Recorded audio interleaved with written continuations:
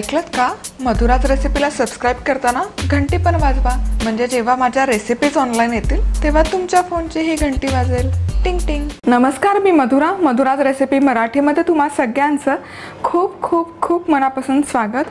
आज आपण 4 प्रकारच्या कोशिंबिरी किंवा रायते कसे बनवायचे ते बघतोय. सगळ्यात आधी आपण गाजराचा रायता बनवतोय.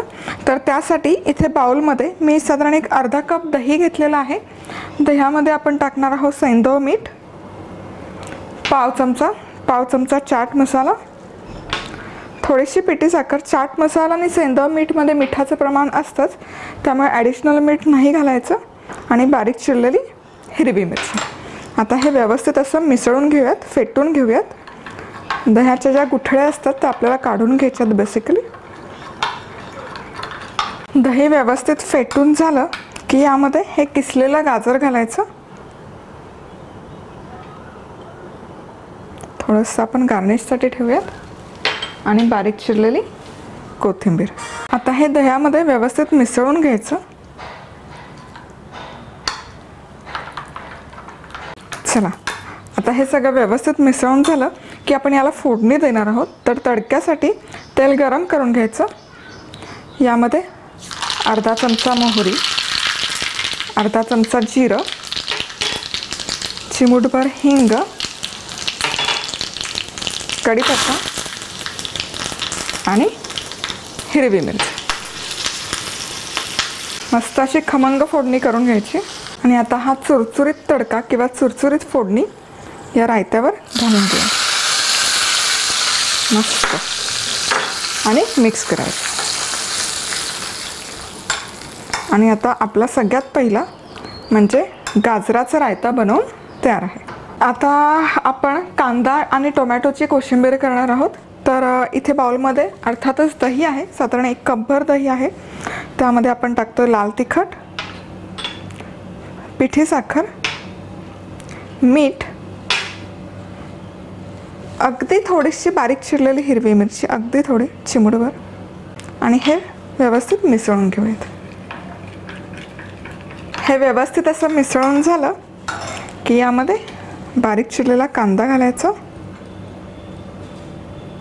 कांदा घालायला तुम्हाला कम्फर्टेबल नसेल तर फक्त काकडी आणि टोमॅटो पण घालू शकता.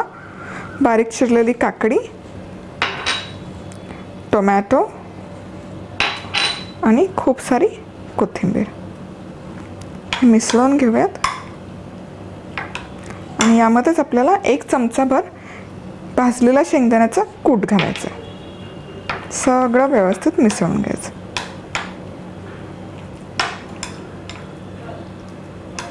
आता हे कोशिंबीर तुम्ही अशीच सर्व करू शकता, पण मला कोशिंबीरमध्ये फोडणी आवडते. खमंग असा फ्लेवर येतो फोडणीमुळे. त्यामुळे अर्धा चमचा तेल गरम केलं, चिमूटभर मोहरी, जिरं आणि हिंग. नुसतं जिरं मोहरीची आणि हिंगाची फोडणी पण खूप छान लागते. आणि ही मिसळून घ्यायची. आता आपण बुंदी रायता कसा बनवायचा ते बघूयात. तर अर्धा कप इथे दही मी घेतलेला आहे. या दह्यामध्ये आपण 1 पाव कप पाणी घालतो. आणि बाकी मसाले, भाजलेला जिऱ्याची पूड, चाट मसाला, थोडंसं सैंधव मीठ, लाल तिखट. आणि हे व्यवस्थित मिसळून घ्यायचं. हे दही असं व्यवस्थित एकजीव झालं पाहिजे, घुसळून. त्याच्या गुठळ्या अजिबात नाही राहिल्या पाहिजे. आता यामध्ये आपण बारीक चिरलेली कोथिंबीर घालूयात. आणि अर्धा कप बुंदी.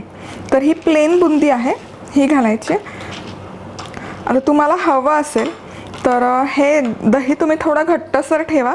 आणि ही जी बुंदी आहे ही पाण्यामध्ये 5 मिनिट भिजवून त्यातलं पाणी सगळं ड्रेन करून मग ती यामध्ये घालू शकता. पण इन दॅट केस काय होतं, हा जो रायत्याचा फ्लेवर आहे हा बुंदीमध्ये हवा तेवढा जात नाही. म्हणून मी काय करते, मी शक्यतो बुंदी भिजवून नाही घेत, अशीच कच्ची बुंदी डायरेक्ट रायतामध्ये घालते. आता ही फ्रीजमध्ये ठेवून थंड करून घेऊयात. बुंदी रायता झालेला आहे. आता आपण पुदिना रायता, मिंट रायता, जो बिर्याणी बरोबर बऱ्यापैकी सर्व केला जातो, तो कसा बनवायचा ते बघूयात. अजून सबस्क्राईब केला नसेल तर जरूर सबस्क्राईब करा. आणि सबस्क्राईब करताना बेल आयकॉनवर क्लिक करायला विसरू नका.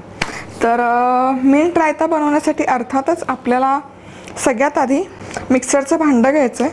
त्यामध्ये लसूणची एक पाकळी घालायची, थोडंसं आलं, हिरवी मिरची, तुम्हाला कितपत रायता तिखट हवा आहे त्याप्रमाणे, कोथिंबीर घ्यायची आणि पुदिना, आणि हे आधी आपण मिक्सरमध्ये फिरवून घेऊयात. तर हा पुदिना रायताचा बेस म्हणजे ही चटणी बनवून तयार आहे. आता यामध्ये दही घालूयात. 1 कपभर दही घालायचं आणि पुन्हा हे आपण मिक्सरमध्ये फिरवून घेऊयात. पुदिना रायता पण मिक्सरमध्ये व्यवस्थित फिरवून घेतला. रंग बघा काय सुरेख आलाय, मस्त असा रिफ्रेशिंग लागतो. मीठ टाकायचं विसरलं होतं, फिरवताना मी मीठ घातलेलं आहे.